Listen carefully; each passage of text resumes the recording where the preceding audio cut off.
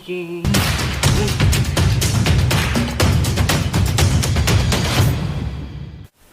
Hello welcome अस्सलाम वालेकुम खुश आमदीद के चाल खबर।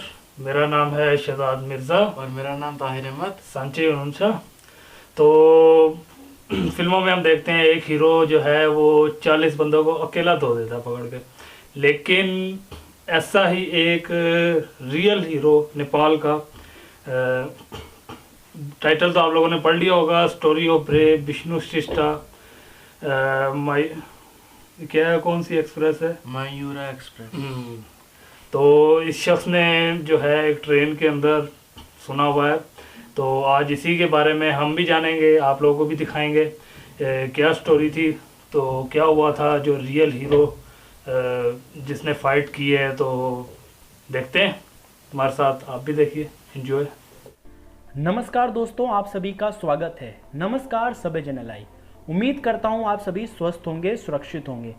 आज का वीडियो हमारा बहुत इंपॉर्टेंट वीडियो होने वाला है, क्योंकि आज के वीडियो में हम बात करने वाले हैं एक ऐसे नेपाली गोरखा सोल्जर के बारे में जो भारतीय आर्मी में पदस्थ था और जिसने एक ऐसा कारनामा करके दिखा दिया कि हर भारतीय इनका कर्जदार है।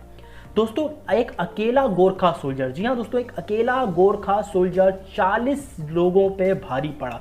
40 रॉबरी और 40 जो हमलावर थे उन पे यह भारी पड़ा। मैं आपसे दरख्वास्त करता हूं कि जब मैं इस स्टोरी को आपके सामने बताऊंगा तो आप इसको इमेजिन कीजिएगा, क्योंकि जब आप इमेजिन करेंगे तो आपको लगेगा कि आपके आंखों के सामने हो रहा है, आपके सामने आंखों के सामने पूरा उनका दृश्य बन जाएगा कि क्या क्या इंसिडेंट्स हुआ। और ये बहादुरी किस्से के बाद इनको अलग अलग मेडल सम्मानित किया गया, पूरे विश्व भर ने इनको कवर किया, विश्व भर की मीडिया ने इनको कवर किया। तो चलिए दोस्तों, हम इनके बारे में सबसे पहले जान लेते हैं, इनका परिचय जान लेते हैं। तो ये जो बहादुर सैनिक हैं, ये बहादुर सोल्जर हैं, इनका नाम है विष्णु श्रेष्ठा। ये नेपाल के परवर डिस्ट्रिक्ट से बिलोंग करते हैं दोस्तों, और ये भारतीय आर्मी की 8th गोरखा इन्फेंट्री से जुड़े थे। तो ये मैंने आपको बेसिक परिचय इनका बता दिया है। तो अब मैं कवर करने वाला हूं इनके द्वारा किया गया वो बेहतरीन कारनामा, वो बड़ा कार्य जिसके लिए दोस्तों हम सभी भारतीय के लिए ये इंस्पिरेशन है और हम सभी भारतीय इनके कर्जदार हैं। तो चलिए इनके उस इंसिडेंट्स के बारे में डिटेल में जान लेते हैं, और मैं आपको दरख्वास्त करता हूं कि इसको प्लीज अंत तक देखिएगा और इसको इमेजिन जरूर कीजिएगा। तो चलिए इसको स्टार्ट करते हैं।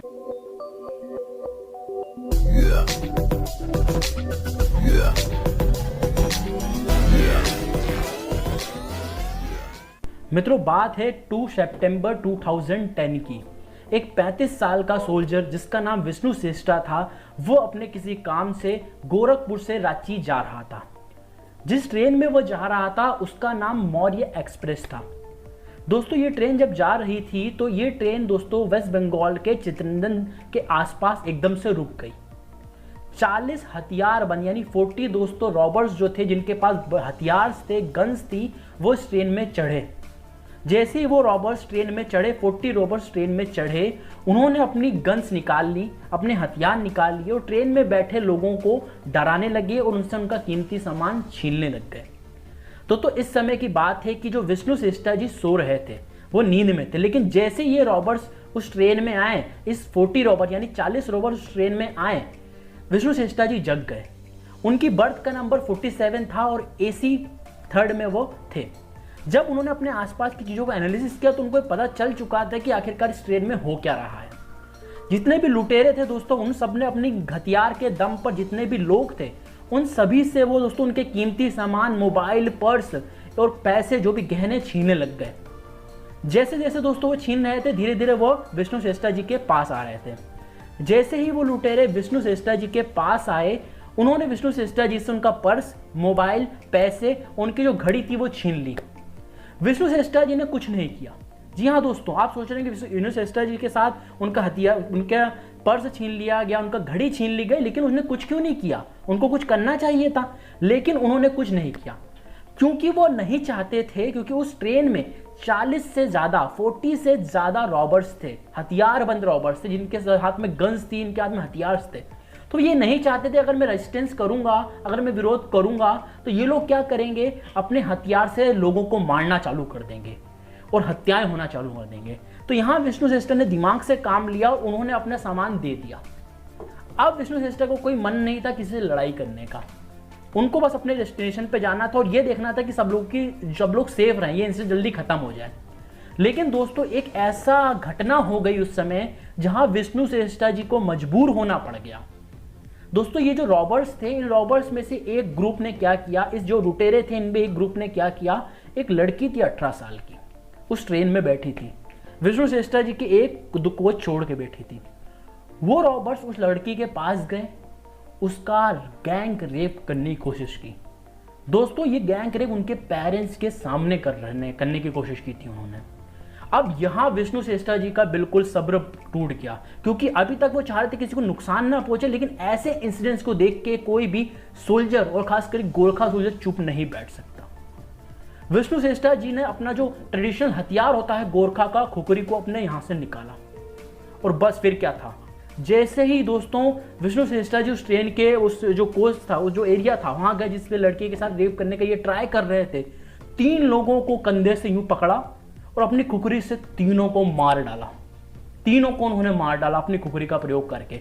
और आप इस चीज को जरूर ध्यान रखें कि उस ट्रेन में 3 लोग नहीं थे, उस ट्रेन में 40 हथियारबंद लुटेरे थे। एक अकेला गोरखा सोल्जर जिसके पास खुखरी है, उसने 3 लोगों को मार दिया। इसके अलावा दोस्तों जैसे ये इंसिडेंस हुआ, जैसे 3 लोगों को उन्होंने मारा अपने दम पर पूरे, क्योंकि सब रजिस्टर उनके ऊपर चढ़ चुके, 3 लोगों को उन्होंने मार दिया। उसके अलावा जो 8 अलग अलग उनके लुटेरे थे, उनको जैसे ही पता चला वो विष्णु श्रेष्ठा जी के ऊपर चढ़ गए। लेकिन दोस्तों विष्णु श्रेष्ठा जी ने उनमें से 8 से ज्यादा लोगों को, जितने भी लोग आए, घायल कर दिया अपनी खुखरी से। लेकिन जब वो इस रेजिस्टेंस को कर रहे थे तो उनकी जो खुखरी थी वो जब वो मार रहे थे, तो क्योंकि गोरखा सोल्जर है, खुखरी उसके हाथ में जम जाती है। वो जब इतने लोगों को यूं करके मार रहे थे तो क्या हुआ, जब उन्होंने बहुत तेजी से पावर लगाई तो खुखरी उनके हाथ से फिसल गई, फिसल के नीचे गिर गई। इसी का फायदा उठाने के, देखिए इतने सोल्जर, इतने जो लोग हैं, इतने लुटेरे हैं, उनके पास इतने हथियार हो, ये केवल खुखरी के साथ, खुखरी नीचे गिर चुकी है, इनके हाथ में कुछ नहीं है।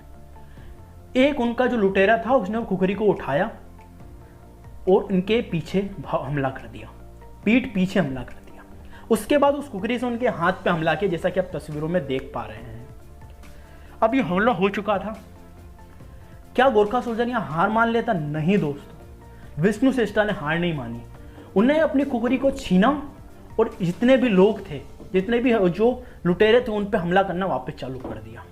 अब जैसे ये सब हुआ, 3 लुटेरों की हत्या हो गई। 3 लुटेरों को विष्णु श्रेष्ठा जी ने अकेले अपने दम पे मार दिया। ट्रेन में किसी ने भी विष्णु श्रेष्ठा की मदद नहीं की, अकेले वो लड़ते रहे उस लड़की की इज्जत बचाने के लिए।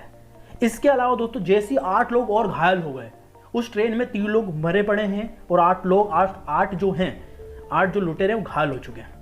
बाकी जितने भी लुटेरे थे उनका ये देख के दिल दहल गया, क्या ये अकेला सोल्जर क्या है यार ये। वो सब वहां से भाग खड़े हुए, सब भाग गए। विष्णु श्रेष्ठा खुद लहूलुहान हो गए थे, लेकिन उन्होंने अपने आखिरी खून के कतरे तक दोस्तों ने डिसाइड कर रखा था कि मैं इन लोगों को नहीं छोड़ूंगा, अब मेरी ये रिस्पॉन्सिबिलिटी हो चुकी है। ये इंसिडेंस हो गया, ट्रेन का इंसिडेंस हो गया, पुलिस आई, सब कुछ हो गया, पुलिस आई। बाद में जितने भी रॉबर्स थे, बचे हुए थे, जितने भी बचे हुए थे, इनको बचे हुए बोलूंगा क्योंकि बाकी सबको तो, जितने बचे हुए रॉबर्ट थे उनको गिरफ्तार कर लिया गया। उनसे ट्रेन में जितनी भी लूटी चीजें बरामद की थी सब उन्होंने वापस कर ली। अब जैसे ये इंसिडेंस हुआ, उसके कुछ समय बाद दोस्तों विष्णु श्रेष्ठा जी को इलाज मिला, वो ट्रीटमेंट हुआ, 2 महीने के अंदर ठीक हो गए। लेकिन इन 2 महीनों के अंतराल में जो इनको मीडिया ने कवरेज दिया वो देना ही चाहिए था। विश्व भर की मीडिया ने इनको कवर किया, इंडियन मीडिया ने इनको कवर किया, पूरे इंडिया में इनको सराहा गया, इनको, इनके किस्से लोगों ने पढ़े, इनकी चीज़ों को सबने सम्मानित किया। और बात करेंगे मैं, नेपाल की मीडिया ने भी इनको कवर किया। इनको फिर भारतीय आर्मी से दोस्तों सेवा रक्षक मेडल जो होता है वो मिला, और एक और शौर्य मेडल जो होता है, मैं इसको एक बार रीड कर लेता हूँ कौन सा मेडल था। ये बहुत इनको सम्मानित करने वाला मेडल था, इंडियन आर्मी से थे ये दोस्तों। जीवन रक्षक पदक, सेना मेडल इनको नवाजा गया। ये सम्मान इनकी इतनी बहादुरी के लिए एक सम्मान, एक छोटी सी बात है, लेकिन उन्होंने जो किया उनके लिए हम कर्जदार हैं। लेकिन दोस्तों किस्सा अभी यहाँ खत्म नहीं होता, अभी यहाँ किस्सा खत्म नहीं होता। इनको दोस्तों जिस लड़की की इन्होंने इज्जत बचाई थी, उन लड़की के माँ बाप ने इनके सामने आए, इनके बेहतरीन कार्य के लिए उनको धन्यवाद किया। लेकिन दोस्तों उन्होंने एक बात बोली, उन्होंने इस गोरखा सोल्जर को, इस ब्रेव गोरखा सोल्जर को पैसों का ऑफर दिया। उन्होंने बोला कि आपने हमारी बेटी की जान बचाई है, हमारी तरफ से एक छोटी सी गिफ्ट आप ले लीजिए। छोटी सी गिफ्ट दोस्तों लाखों रुपए की थी, जो कि गोरखा सोल्जर को, जो इंडिया, फिर जो भी सोल्जर को इंडिया में मिलती है उससे कम उस समय। लेकिन उस सोल्जर ने साफ साफ मना कर दिया। उन्होंने बोला ये मेरा फर्ज था, मेरा ये फर्ज था कि उन लोगों को प्रोटेक्ट करना, अपने इस जिस देश के लिए मैं सेवा करता हूं लोगों को प्रोटेक्ट करना। सोचिए, चाहते तो वो पैसे ले सकते थे, कोई मना नहीं, क्योंकि उन्होंने ब्रेवरी वाला काम किया, वो डिजर्व करते थे उसको, लेकिन उन्होंने लेने से साफ साफ मना कर दिया। ये स्टोरी जब मैं आपके सामने सुना रहा हूं, आप इमेजिन कर पा रहे होंगे, मुझे ऐसा मेरे रूह कांप चुके हैं। जब मैं स्टोरी को पढ़ा, मैंने कम से कम 6 से 7 बार स्टोरी को पढ़ा। इतना बहादुरी वाला काम इन्होंने किया। इसके अलावा दोस्तों ये मेडल्स इनको मिले, लेकिन ये सम्मान बहुत कम है। हम इनके जिंदगी भर कर्जदार रहेंगे इंडियन। इसके बाद इन्होंने सन 2010 में, उसी साल के कुछ महीनों बाद, इन्होंने वॉलेंट्री रिटायरमेंट ले लिया। मैंने इस वीडियो को बनाने से पहले दोस्तों इनसे कांटेक्ट करने की, सर से कांटेक्ट करने की बहुत कोशिश की, लेकिन इनका कोई भी ना सोशल मीडिया आईडी मुझे मिला, ना कुछ मिला। लेकिन मैं ज़रूर जब नेपाल जाऊंगा तो इनके पास जाने की कोशिश करूंगा और मैं इनका इंटरव्यू लेना चाहता हूं। ये मेरा एक प्रकार से मेरा ड्रीम मान सकते हैं आप, क्योंकि ऐसे व्यक्ति से मिलना दोस्तों ये बहुत ही ब्रेव कहानी थी।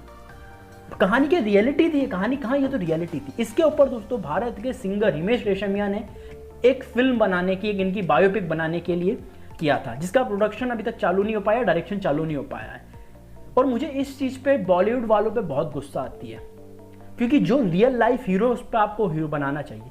मैं किसी पिक्चर इंडस्ट्री की नहीं बात करता, लेकिन ये जो बॉलीवुड में कुछ चुनिंदा लोग हैं वो ऐसी स्टोरी पे क्यों नहीं बनाते हैं। एक संजय दत्त, जो मैं क्या बताऊं वो क्या काम किया, उस पर आपने स्टोरी बनाई, लेकिन एक विष्णु श्रेष्ठा, ऐसे ही भारत में कई ऐसे लोग हैं, कई ऐसे सोल्जर जिन्होंने ब्रेवरी का काम किया, लेकिन उनके ऊपर नहीं बनाया। ये इंसिडेंट्स को जब मैं कवर कर रहा था तो मैंने एक चीज़ देखी कि यार उस ट्रेन में क्या केवल विष्णु श्रेष्ठा जी थे? नहीं, उस ट्रेन में 72 सीट्स होती हैं। बाकी सब लोग खड़े हुए तमाशा देख रहे थे, सब अपना स्वार्थी थे। ये सिर्फ मैं इंडिया की बात नहीं कर रही, कहीं भी पूरे विश्व भर में ऐसा ही होता है। तो मैं सभी लोगों से प्रार्थना करना चाहता हूं कि आपके आसपास अगर अत्याचार होते हैं तो विष्णु श्रेष्ठा की जगह आप जैसा आप खड़े हों। और मैं अपने इस वीडियो के माध्यम से उन सभी सोल्जर्स को, उन सभी नेपाली सोल्जर्स को खासकर, जो हमारी इंडियन आर्मी में हमको सर्व करते हैं, हमारी प्रोटेक्शन करते हैं, क्योंकि हमारी एक भी ऐसी वॉर नहीं है जहां दोस्तों गोरखा का खून ना बहा हो।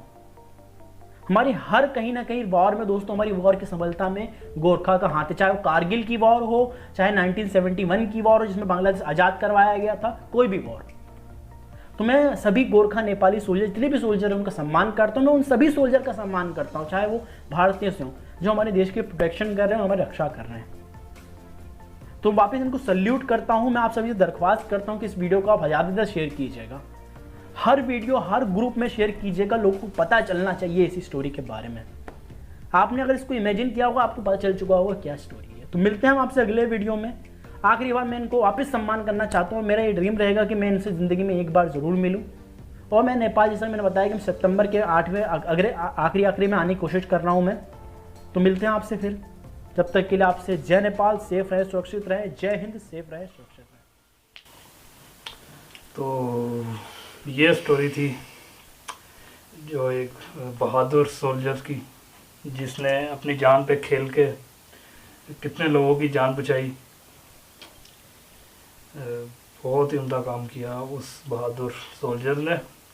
ऐसा तो खाली फिल्मों में ही देखने को मिलता है, लेकिन रियल लाइफ में भी ऐसा हो सकता है। तो जब जान पे आए तो फिर कुछ भी हो सकता है। तो कैसी लगी आपको ये स्टोरी? हमें तो बड़ा अच्छा लगा कि ऐसे बहादुर लोग भी दुनिया में मौजूद हैं।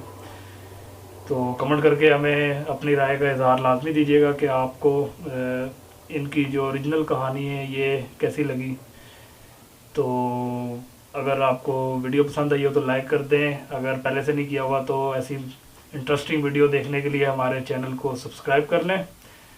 मिलते हैं फिर नेक्स्ट किसी वीडियो में इंशाल्लाह। तब तक के लिए टाटा, बाय बाय, अल्लाह हाफिज़।